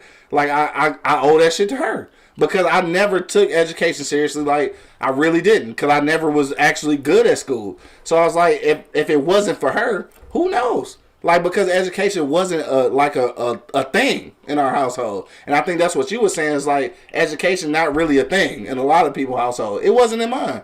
My sister just happened to be However she caught that bug, she became the educator. Like, if it wasn't for her, I'd have been an ass out. So I think that go back to your point where everybody don't have that. And that is the case. That everybody don't have it. You can imagine what my kids are going through. Oh, they going through hell. They going through hell. They going through hell. Oh, they going through hell. They going through hell. But they will respect education. Right. I ain't gonna lie. I didn't respect education. Like, my sister helped me form the idea that education was important, but I didn't actually respect education. And I say that all the time because I'm the one that's on every show. Whenever we talking to people, whenever we on the show, I'm always the one saying that, like, I'm not an advocate of higher education. I'm not an advocate of college. I'm not an advocate of none of that shit. I did it though. Like, I did it. Like, I got a fucking degree. You know what I'm saying? Like, fucking angry principal and Bo got like 12 of them bitches, but I got one. So let me ask you this: what was that X factor then that made you successful? Well, obviously, my sister. Like, if it wasn't for that one person. So everybody don't have that one person. I ain't gonna lie. It's some households that's all I'm saying. Like, I don't know. Honestly, like, I'm trying to think about that shit now, and I think I've never actually said that shit out loud. Cause so now I'm hearing it, but I'm thinking, like, without my sister's influence, I don't know. Because, like, she must have got it from our parents. I don't know. She must have got it from somewhere, cause she got the idea that education was important. I didn't get it. She gave it to me. If it wasn't for her, because I didn't get it from my parents. So, like, if it wasn't for her, I'm like, damn, I don't know. Now I'm starting to really think about it like... It's not that you didn't get it from your parents. It's that you didn't listen. Because your dad definitely said, take your ass to college. And when he said that, she had a choice to make where she wanted to go. But that was the choice that was made. But that's what happened. That's what happened upstairs in this house. And that's what happened. That's what happened upstairs in this house, according to what the messages that I received while I'm talking to your sister. That's what I understand. Your college ass I think my sister just wanted to get out the hood. She definitely had that bug put in there by her parents. So that was a definite. And then I'll give you an example. Put these headphones on. I personally... Fuck your headphones. For my kids. I'll give you an example. For my kids. Yeah. I took them on a college tour. Oh, man. A college tour just of my family. I know. Yeah, COVID was going on, so we jumped in the car. We drove. We hit up colleges. I remember. We put on our masks. We walked around. We saw what else was out there. All of our parents, and I mean everybody that happens to be of the same color that I happen to be of, needs to take that same type of interest in what's going on with their kids. Now, I know that not everybody has the means to do that. I get that. Right. I understand that. Which goes back to but what the you were saying. opportunities are out there for your child, no matter what financial situation you're in, to take advantage of the situations that are going on with every single college in this country. Now, I promote black colleges. Tuskegee all the way. I'm going to rep Tuskegee no matter what. Dog, you will hear me. Dog, from day one. Day one, I'm talking about Tuskegee. Because that to me, that is the ultimate in higher education. You can't go any better than Tuskegee University and Tuskegee Institute, Alabama. You cannot do any better than Tuskegee. What is the veil of ignorance? If you are lifting the veil of ignorance from Booker T. Washington, if you're standing in front of his monument and you're watching everything that's happening, you understand that education is the most important thing you can possibly have in this country. This is a side note real quick, though. The veil of ignorance, the Booker T. Washington, I just want you to understand how much this man preached that shit to me. That whole scene, I've never been to Tuskegee University, ever, in my life. I recreated that whole scene in my novel because of this man. Okay. I recreated that whole shit. The whole Booker T. Washington, the whole unveil of ignorance thing. I put that whole thing into my novel because of what he told me. I mean, I think that goes back to what W.E.B. Du Bois was talking about, right? That talented 10th. You know what I mean? That was the argument. Whether or not you had the I did read that one. Whether or not you had the talented 10th. The other one. Or you had... If you're dealing with W.E.B. Du Bois, you're dealing with the talented 10th. Du Bois, for me. Go the French route. He corrected, though. But anyway. He himself corrected. But if you're going with Booker T... I read that in his paper. But if you're dealing with Booker T, you're dealing with lift yourself up where you are. Pull yourself up by your bootstraps. You got two different diametric ways of thinking about how black should be dealing with things. Booker T talked about how and they were rivals too. Right, they were rivals, super rivals. But I want you to understand, W.E.B. Du Bois came to Tuskegee to get a job because he knew he couldn't teach anywhere else. He came to Tuskegee. It was about a year after Booker T had passed away. He came to Tuskegee to get a job because he couldn't get a job anywhere else. That's because people were not entrenched in the fact that this man had a doctorate and he was ready to teach every single person. Mm-hmm. They wanted to keep education for African Americans in a certain place. And he was preaching, no, you got to reach to another level. Mm-hmm. Booker T. Washington said, no, everybody should be financially able to handle everything that they're doing in their own space and not have to worry about anyone else. Now, you had two diametric issues on how to deal with the black and financial freedom. Neither one is wrong. Neither one of them is wrong. Right, they just happened to bump heads because Booker T didn't necessarily give W.E.B. a job in Washington, D.C. as their superintendent. So he was pissed off. I get that. I understand it. That was personal stuff. Yeah, personal stuff. But once Booker T died, what did he do? He wound up applying for a job at Tuskegee. Mm-hmm. You know, he wound up going to the spot that he didn't necessarily agree with on how they were dealing with. Mm-hmm. He actually applied there to get a job. Yeah. Because he couldn't get a job anywhere else because blacks were taking care of blacks. Those bricks that built those buildings were built by Tuskegee students. Those buildings, you can go all through Alabama and Georgia and see those same red bricks with the serial code on them coming from Tuskegee because he actually put that system in place. Even then, though, you know, W.E.B. Du Bois, he decided at that point, not necessarily at that point, but later on in his life that, hey, I've gone as far as I can go in the United States of America. Mm-hmm. I'm leaving the fucking country. I'm out. Right. And he left. You know what I mean? He went to, what, it was Ghana? Yeah. And I guess that takes me all the way back to my original point about Republicans and Democrats, right? All the way back. All the way back, right? So you look at Republicans, you look at Democrats, and, you know, now most black folks vote Democrat, right? Mm. Because for whatever that's just for whatever reason they do it, right? Yeah. And again, going back to some of the boys' philosophy, when we act as a people for this nation, we need to ask the nation, what are they going to give to us? Right. And we have not done that. Facts. As a collective, that is, anyway. I agree. And that's really my whole point, even with education, right? Mm-hmm. So you look at it, hey, this is the issue with education in the black community, mm-hmm. right? From a federal, state, local, county, city, whatever standpoint, you know, what are you going to do about this? We elected you. We put you in office to help solve. So what are you going to do to help with this issue? So out of any time that we've ever had, this is the one time where we can say, oh, wait a minute. We got you in office. Take care of business for us. The one time we've done that. But we've done that so many times, though. But beyond any other time where we actually are woke to the point where people can say, hey, this happened. You need to take care of us. This has been different. So this has been different. Oh, no, I'm not disagreeing. Let me ask you this, different. Let me ask you this, though. Do you think it's because people are woke or because they actually just got sick of fucking with Donald Trump? I think it's because young people actually... It might be a combination. I think it's because young people actually woke up and said, hey, wait a minute. I got to live the rest of my life in this system. I'm not going to sit here and deal with this crap. Yeah. And that's been the difference. We've never had a generation of younger people to actually come into the political system and actually exert their power and show that and put their voice out there to say, this isn't right. We want things a certain way.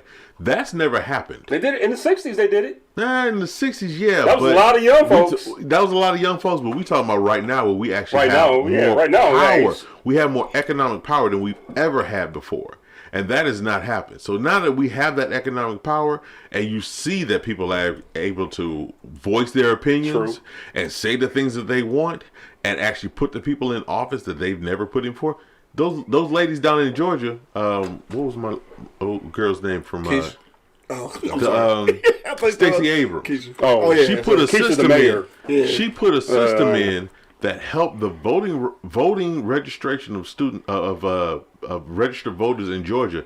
She's done something that nobody And I mean, nobody has ever done before. But nobody's done this. Where they actually put a system in to say, get all these people registered to vote. And just in case y'all don't know who Stacey Abrams is, Stacey Abrams was the lady that was at the beginning of the Gucci. And she ran for governor of Georgia and shit. Also, she was at the beginning of the Gucci and the Jeezy. Because niggas don't be knowing. So I'm just letting y'all know. If Stacey Abrams hadn't put that system in place, you don't have a runoff between Loeffler, Perdue, and the Reverend Warford, and I forgot the other gentleman's name. I don't know either. If you wouldn't have that system in place unless you had Stacey Abrams putting that place of voters registration in place for Georgia. Georgia has a lot of black people. Yeah, fuck yeah.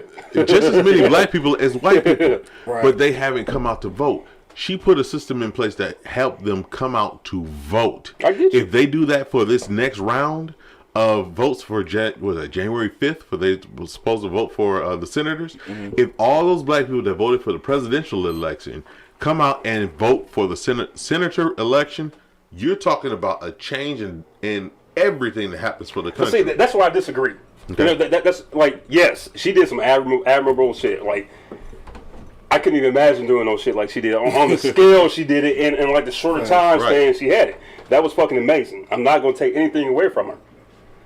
My thing is, she did all that to vote in the same system we've been participating in, and for some reason, in 2020, we think it's going to be different, you know. But because we had these 4 years with his boy, damn, my boy, ain't that a bitch? I had 4 years with his boy, you know what I mean? And you know, so you know, honestly, black folks, this is my opinion. Again, I got nothing to back this up. Black folks are like, "Ooh, that shit was bad." Biden gonna take care of us now. Yeah, we got him in the office. We good. No, but you have to literally use your voice to get the things that you want. And right now, this has been, and anytime that I've been alive. That's why I struggle. But anytime that I've been alive. That's why I struggle, though. It's different. Anytime that I've been alive, black people have not been the reason that certain people have obtained an office that they've received. That's different than when Clinton was in office, where we thought we had the first black president, where some black people came in.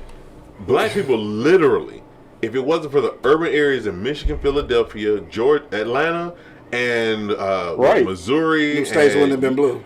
Those states would not have, Wisconsin, those states would not have been. So, like, what blue. Now then? That's my question. So now you literally have to speak up and say something. You have to say, but that's my question. We got how it's going to be different this time than all the other times we spoke up and did shit like that. We gonna press niggas. Luckily, that's what we need to do. We need to press niggas. I said that shit before. Right. Whoever we gotta figure that out. Luckily, we gotta press niggas. Luckily, whoever's in office, we gotta press. I don't have all the answers, right? I don't, right? But I do know this, right? That shit has not been working. Whether or not we put them in office or not, that shit has not worked. Right? For 60 years. But this is the first time that our voice has actually been heard. This is the first time. This is the first time that I've been paying attention. We voted and he in the office. Right, yes. But that's what that means, though. He in the office. Right, but I'm a political person. I follow this shit to the letter. I'm every day on this trying to figure out what's going on. Mm-hmm. This has been the first time, even with President Obama, where we have a voice more so than when we had before. With President Obama, he had to set a precedent to say, okay, this is possible. It's okay for this to happen. You don't have to be so scared that a black man is in office. Now we're like, all right, we need our issues dealt with right now. And that's the difference in what we've been asking for and what's been happening before. I hope Biden does. Different. I hope he does. I hope he at least has. That's the thing. I hope he. He at least has. Ain't a strategy, but I hope the motherfucker does some shit. He at least has a cabinet that looks more like the United States. And if he appoints the judges that I hope he appoints, and he fills those positions, those empty positions that have an opportunity to be filled. Georgia, please come out and vote. Please vote. I got another question for you, though. So I'm just curious. Like, we talk about, you know, voting for this person because these judges are going and this and that. Mm-hmm. How can we make that resonate with the average black person just chilling at his crib or on the street or at work or whatever? That go back to our logo shit, right? I mean, So that's where your elected officials, the people that you voted in the office, actually deal with the issues that you think are important. And they've been saying that to me for 60 years. Right. Not to me for 60 but years. But the difference is the majority of the country is no longer this color, but this color. Yeah. Oh, y'all can't say that. They have a bit of color in it. And the rest of them are other minorities. Yeah. But they're other minorities. They're not minorities. Black. So they don't have the same thing that I want. Right. People of color. You know what I mean? No, I don't fuck that people of color. But the problem is Democrats are not good salesmen. They don't know how to they don't know how to sell the issue. If I'm sitting here and I'm trying to do the Affordable Care Act, I'm talking about how this will benefit every single poor person in America. Democrats didn't do that. They just said, "Oh, it'll be great for everybody," and that's all they said. But when they go into the actual dynamics of you paying $243 out of your check every 2 weeks to pay for health care, or you paying $80 in your check every 2 weeks towards health care because the government has actually given you a fundamental right of health care, that's a difference. But they don't know how to sell it. If they would learn how to sell it, you're talking about a total difference in how people deal with things in this country as far as healthcare. That's just healthcare. We're not talking about education. We're not talking about housing. We're not talking about just your safety and security. Just healthcare. If they were able to sell this the way Trump has sold being trickle down economics, if they were able to sell everybody benefiting. See, the Republicans, they call it socialist economics. No. I'm a fucking socialist. So, yes, I hope so. They call it socialist, but they've made socialist a bad thing. It's not a bad thing. It's about everybody being okay. Shit. It's about everybody being able to live their lives. Public school is a socialist thing. It is and the killer part is every single white person in Kentucky that's taking advantage of Obamacare or the Affordable Health Care Act, they are dealing with a socialist type of program. They don't understand that because it's been sold to them as a bad thing. No. Your healthcare was taken care of by this quote-unquote socialist program. All you got to do is sell it better. If you can get out there and sell it better than you have been, Democrats will be winning every single election. But let me ask you this, though. Like, if they sell it better or not, if they're selling you bullshit, it's always going to be bullshit, no matter if it's a bad sales pitch or a good sales pitch. You got to come through. You got to follow through on what you're talking about. You got to follow through. But I'll give you an example. One person that I know very close to my heart took advantage of the Affordable Health Care Act when they did not have any health insurance. I'm not arguing against that. It could be very beneficial for sure. That made the difference between him being able to take care of his issues than him being sit out there maybe not alive today. Shit, that's a huge issue. But Democrats didn't sell it. You gotta sell it. You gotta talk about it every single day. Not only on MSNBC, but on CNN, Fox News. You gotta take those interviews on Fox News and say, "Hey, why are you, as a poor person that makes $43,000 a year or less, against something that's going to give you health care? What is wrong with you in thinking that way? That you need to take advantage of these government programs that are going to help you." That's all they got to do. But Democrats are horrible salesmen. Let me say this, though. I think, it might be part of their horrible salesmen, but I also think that, like, so this shit is politicians good. Right? I just want to say, this shit is good. Go for it. Hey, this shit is better. Private select is better. This shit is better. I also think, though, that, we talk about selling things, benefits of Affordable Care Act and all that good stuff, right? Like, that's fine.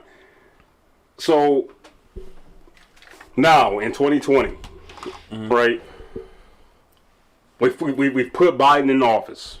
Like, especially, like, black women. Black women came out in droves and voted and shit, right? Fact. Like, that's dope. That's cool. I did not vote for president, right? Because I don't believe in either one of them motherfuckers, right? And whatever. But my thing is this. So they sell whatever. They say we done this, we done that, we done this. None of them, right? We got to a point where black folks, I think now, are like, dog, you've been singing the same song for such a long time. What are you going to do for me specifically, right? What's going to happen? And at least no major politician has came out and said, hey, this is my black agenda. This is what I plan on doing. And as black folks, we see, you know, like what's it called? The Dreamers, the DACA Act for you know illegal immigrants and things like that. Mm-hmm. We see LGBTQ get all of these, you know, just just boom like that, right? We see that stuff happening, so we know it's possible. So they're selling you a little hope, but at the same time they're like, niggas, y'all ain't getting shit. Y'all niggas is not getting shit. Y'all here to put me in office, and I'm gonna tell you, you know, how great I'm gonna be, right? And I ain't gonna do shit for you to maybe, you know, 3 years in my office. I'm gonna do just enough for you to put me back in that motherfucker, or at least to keep voting Democrat and shit, right? So my question is, at what point are black folks is gonna say, bruh, I'm done with this bullshit. I'm done. Republican, Democrat, I'm done with both y'all motherfuckers. This is what we doing, right? So, I mean, what's y'all opinion? Like, what is it gonna take for that type of shit to happen? I don't know what it'll take, but I already told you what my whole situation is. As far as politicians, is that I always felt like at some point we just got to be like, fuck the vote and just pool our resources together and money together to be lobbyists and make whoever the fuck is in office do what the fuck we need them to do. I don't, at this point, I mean, obviously, I guess socially it's going to be better for anybody other than Trump to be in office, right? Socially. Like, so for racial unrest and for let me just say it as raw as I can, for white people to stop thinking like they can really be out in this bitch burning crosses like they used to do back in the day. Like, you had to get Trump out of office. So socially, it made sense. But like politically, I don't give a fuck who in there. At some point, we need to stop. I ain't gonna say stop. I don't want to say that because young people need to go out and vote. But you need to they don't need to go out and vote. You need to go out and do what you think is right. If that's voting, go vote or whatever. If it's not voting, whatever it is. But I think that at some point we do have to start really pinpointing the idea of pooling resources and becoming lobbyists to whoever the fuck is in office and make them do what we need them to do. Have we not done that though? We haven't. Because we've been too busy trying to vote in Democrats. So because we think that that's what they go do. I don't give a fuck who in. I guess you have to look at the degree, right? Yeah. Because you have, you know, most white folks gonna say what? You had a black president. You have the Congressional Black Caucus. You have this. Mm-hmm. You have that. You have this. What else do you fucking want? You know, but none of them push the agendas that we wanted. That's all I'm saying. Which means that we need to pool resources. That's all I'm saying. To force whoever's in there. That's all I'm saying. So we got to stop automatically voting Democrat because all of this shit. I'm not saying vote Republican because that's just not even an option. The Republicans don't fuck with us at all. They don't fuck with us at all. We don't fuck with that shit. Is not an option. Not even an option. Okay, if you vote Democrat, like I get it. I understand. I'm not mad at you. Like I get that, right? Yeah. But what I'm saying is not, like, look at what's happening right now. Look what's happened the last 60, 70 years. We've done that. Now we got to move to the next step. All right, so I'm going to put it this way. I actually genuinely have faith in the vice president-elect of the United States. I don't. Hold on, listen. That's just my opinion. The reason is, if Biden runs the White House the way President Obama ran the White House, she'll have a role in what actually happens. Mm-hmm. And we'll have the ability to put that black agenda forward. Mm-hmm. Now, hold on. Now, I'm putting a lot of faith. I'm putting a lot of faith. Remember what we're talking about now. Yeah, I get you. I'm putting a lot of faith. I'm putting a lot of faith in what she will do. If she does what needs to be done, you're talking about the next president of the United States. I hope I'm wrong. I sincerely hope I'm wrong. Right. And she does that shit. I really do. I'm not confident, bro. And we get ready to get up out of here. I really do hope I'm wrong. I'm putting a lot of faith in this Howard graduate to take care of business. Hey, that was takes care of business. And nigga Sean just checked it. He said, "Y'all boys still going." I went to the mall and came back. Y'all still up. Yeah, we get ready to get up out of here, dog. This was a lively conversation. I want to thank everybody who checked us out today. Again, we were recording our. Sorry, we didn't read y'all comments. That's my fault. I read some of them, but we were recording the holiday episode for the Beards Bourbon Whiskey podcast, dog. And then we just jumped off into a serious conversation, so I ended up going live. So I want to thank everybody who checked us out today, chimed in live. Shout out to Tarek out in New Orleans, talking work. Shout out to the NO, man. That's our little sister station. Make sure that y'all. Damn, how you gonna feel about you calling him little sister though? I mean, not little sister, but sister. You know what I meant, nigga. Hey, it's the charge it to the private slick. I done got high as hell. But yeah, shout out to the NO Talk Network, dog. Shout out to all our people in New Orleans. This is about to be major and shit. Like, make sure that y'all, if y'all listening right now, when you see us in New Orleans, like really, or New Orleans, right? You know what I'm saying? Really connecting, dog. Make sure that y'all tap in with them too. New Orleans Talk Network. We be what you call that shit, cross posting on E Block Radio, collaborating, and what's that shit? Live Network. They call it the Live Network on Facebook. So make sure you check out both of us, dog. Shout out to them because we got big things going in 2021. Thank you for everybody checking us out today. This was just like an impromptu live from our Beers, Bourbon, Whiskey podcast, which will be available on Wednesday at 8 p.m. Eastern Standard Time. Dog. We're doing a gift-giving episode that we pre-recorded, but then we got into a deep-ass conversation, so I decided to go live. We're going to be on interacting with y'all, though. So log on. Yeah, log on. Yeah, we're going to be interacting with y'all. Right. So even though it's pre-recorded, we will be on live to answer questions and actually comment during the broadcast on Wednesday. So make sure you check that out on eblockradio.com. All right, so make sure you check that out. Thank again everybody for checking us out today. This was a dope-ass conversation, dog. Like, for real. And it wasn't just a liquor. It was some of it, though. Some of it. Hey, 3 types of liquor. Four. Sorry, yeah. And some cigars. Yes, cigars. We good to go, man. A little bit of weed, maybe. Yeah, a little bit. Yeah, that was beforehand and shit. Maybe an edible. I didn't say that. I'm just saying. Anyway, on this live show, man, we about to get up out of here. Any last sentiments y'all want to leave with the people, though? I know we did this shit twice already because we pre-recorded some shows, but anything y'all want to leave with the people live right now, man? Angry Principal, I'm going to start off with you, dog. What you want to say? Hey, look, Georgia, January 5th, go out and vote. That's all I can say. We need those Democrats in office so we can actually get some stuff done.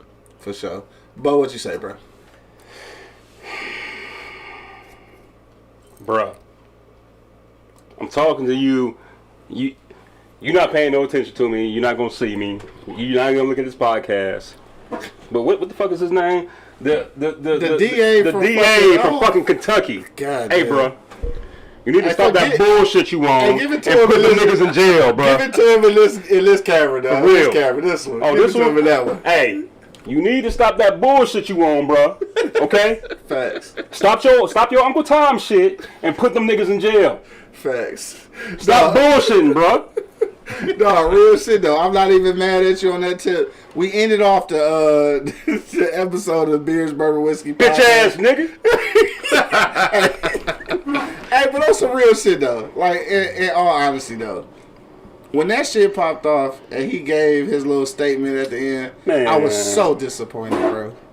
At the end of I know, man, as a traitor. That's what you are, bro. As a public servant. And whatever your aspiration was for your political career or whatever. He was voting in office, right? Exactly. So I understand. I understand where you coming from. I do not. No, I understand. No, I don't. No, I'm not saying I'm saying I don't.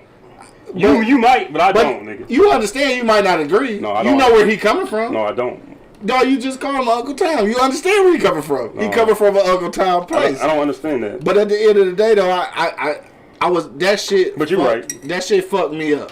I'm just like, I know what you're trying to do. Like, you trying to preserve your political career. But at the end of the day, though, like, do what's right, bro. Unfortunately, being black, man, it's it gives you maybe I even call it this, an unwanted responsibility. It does. Like it or not, we your people, bro. Like it or not, we your people, dog. So I'm just saying, like, when you took your I ain't gonna call it a little position. When you took your position, then you knew that at some point you may have to sacrifice what you actually wanted to do to what you actually believe. And I'm praying in my heart, dog, that I don't know how a real nigga get elected, DA in motherfucking Kentucky anyway. You might can't.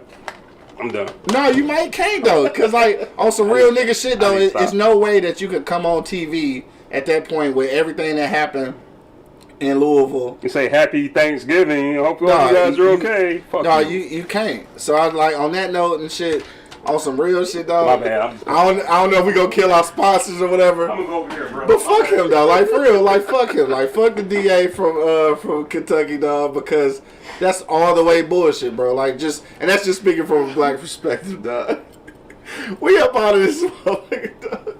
I want to thank y'all for checking us out on live, man. Don't forget to check out my man Angry Principal on Damn That's Good Bourbon Guild on IG, and of course our show Beers, Bourbon, Whiskey podcast also on IG, man. We up out this thing, dog. Peace out. You already know what it is, man. Everybody loves BBW. That's Beers, Bourbon, Whiskey. We up out of this thing, man. Peace out, y'all. You should have been on this shit with us since day one, bro. Since day one, you bro, what? Oh man, that shit class.